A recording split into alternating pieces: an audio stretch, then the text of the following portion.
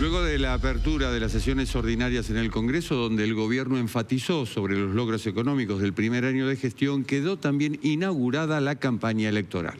Bueno, algunos hablan de ganadores, otros hablan de perdedores aquí en el camino y con algunos armados políticos que todavía no se terminan de perfilar. Esta noche está junto a nosotros el analista político Pablo Romá. Hola, buenas noches, Pablo, ¿cómo estás?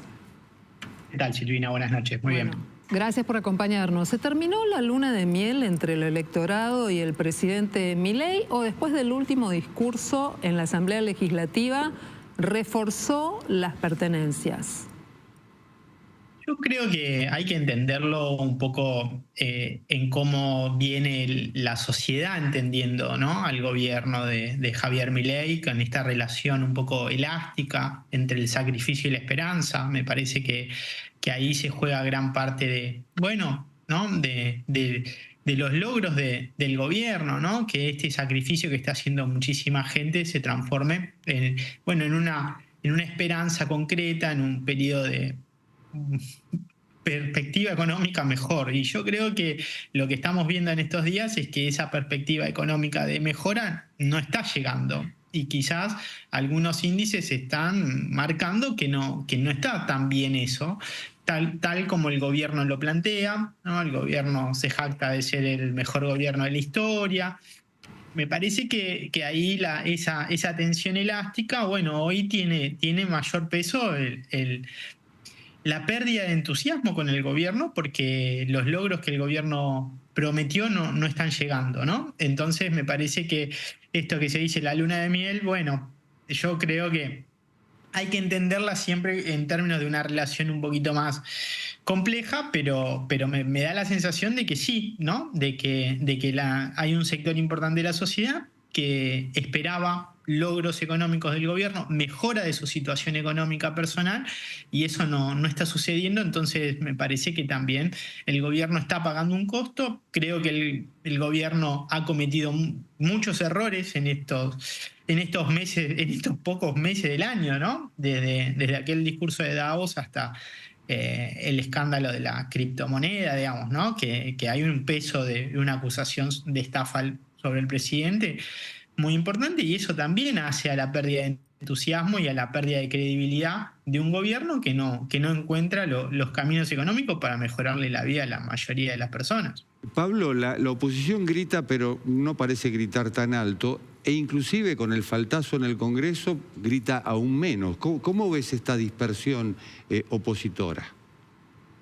Sí, yo creo que esa dispersión se sostiene, se sustenta también en una fragmentación, y esa fragmentación tiene que ver con la falta o la imposibilidad de lograr, de generar una autoridad política, ¿no? El desgaste del gobierno de Alberto Fernández hace que también para todo el espectro peronista sea una crisis de credibilidad también, ¿no? Entonces me parece que si bien la oposición mayoritaria, digo, en este caso el peronismo, está tratando de generar, me da la sensación, ¿no?, o de superar algunos, bueno, enfrentamientos, tensiones, ¿no?, sobre todo entre el gobernador de la provincia y Cristina Fernández de Kirchner, ¿no?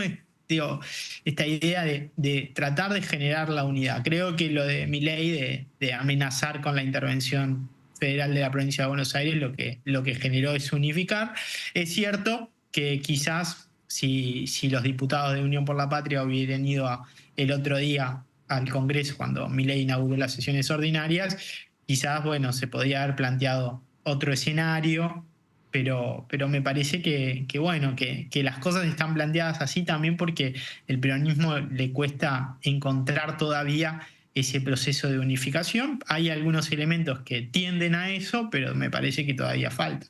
Pablo, incluso en el Congreso lo que se comentaba en los pasillos tenía que ver con que finalmente el punto de inflexión más fuerte lo dio un radical, ¿no? Estoy hablando de Facundo Manes, del diputado Facundo Manes, que si bien pertenece al grupo y al bloque Democracia para Siempre, fue el protagonista de un hecho que nadie esperaba, que fue ese encontronazo en los pasillos con el asesor Caputo. ¿Qué le pasa al gobierno? a partir de la irrupción de este integrante fuerte del Triángulo de Hierro, que hace que, por ejemplo, se hable más de este episodio que del propio mensaje del presidente. Y creo que Manes aprovechó bueno, y acaparó todo el espacio opositor, se lo quedó. Me parece que, bueno, que fue de alguna manera una estrategia, no sé si buscada o espontánea, pero bueno, logró quedar en el centro de la oposición política al gobierno, y a partir de ahí me parece que el gobierno tiene una dificultad, que es que me parece que no puede salir de la crisis del Cryptogate, porque todo lo que ha hecho posteriormente han sido errores. Yo creo que lo de Santiago Caputo el otro día no corresponde, ¿no? No corresponde, sobre todo porque si bien Santiago Caputo es alguien que tiene mucho poder dentro del gobierno, no tiene firma y tampoco fue votado por nadie. Y me parece que ejercer ese poder es un poco la arbitrariedad o también la impunidad, ¿no? Y Manes, te podrá gustar más, te podrá gustar menos sus ideas, lo que opina, pero lo votaron. Y yo creo que esa asimetría el gobierno no puede desconocerla, y Santiago Caputo tampoco puede desconocerla. Y me parece que tiene que encontrar otros canales para dirimir disputas políticas, ¿no? Me parece que esa gestualidad del patoteo, me parece que la gente tampoco le gusta, y creo que el gobierno se muestra vulnerable fundamentalmente, y estamos en un proceso muy complejo. Me parece que el gobierno depende de muchas cosas que no puede controlar, y eso lo hace me parece que por eso también se pone en esta situación. De todos modos, Pablo, da la sensación de que eso de dividir para reinar le está dando rédito, al menos en las encuestas. Pasa con el PRO, pasa con la UCR y con el peronismo, más allá de ese acercamiento que aparentemente se produjo después de esa iniciativa de intervención de la provincia de Buenos Aires. Sí, yo creo que el gobierno en ese sentido, bueno, maneja y juega bastante bien esas estrategias. Ahora, el problema es que con eso me parece que solamente no alcanza, ¿no? Porque el gobierno también se va a jugar gran parte de la legitimidad de su programa económico, ¿no? Decíamos el año pasado que, bueno, que el gobierno iba a tener muchos diputados, iba a ser una gran elección, aunque saque 30 puntos, la cantidad de legisladores que pueda sumar al Parlamento va a ser importante. Ahora, el problema es si la gente, la sociedad, la opinión pública, el electorado convalida este plan económico, ¿no? Y creo que por eso también el gobierno arriesga mucho, falta bastante, y me parece que el gobierno arriesga porque es un gobierno que le gusta acelerar, que no le gusta frenar, que frente a la dificultad y los obstáculos acelera. Y creo que también ha perdido un poquito el timing, y a Milei se lo ve un poco más deslucido. Entonces, me parece que si bien el gobierno juega a esto, a dividir, el peronismo no es sencillo, no es fácil, tiene su tradición, y ha tenido las peleas dentro del peronismo, las diferencias han sido siempre muy marcadas, pero también es cierto que después, en los momentos donde hay que unirse, se une, ¿no? Y creo que el gobierno ahí juega a un juego que a veces es un poco superficial, pero me parece que es un tema muy importante cómo el gobierno transita estos meses, sobre todo de cara a la cuestión económica. Entonces, Pablo, para vos, mantener a rajatabla el valor del dólar y contener la inflación, no sé si llegar al acuerdo con el Fondo Monetario serían las tres claves de la economía que le garantizarían el triunfo político a Javier Milei.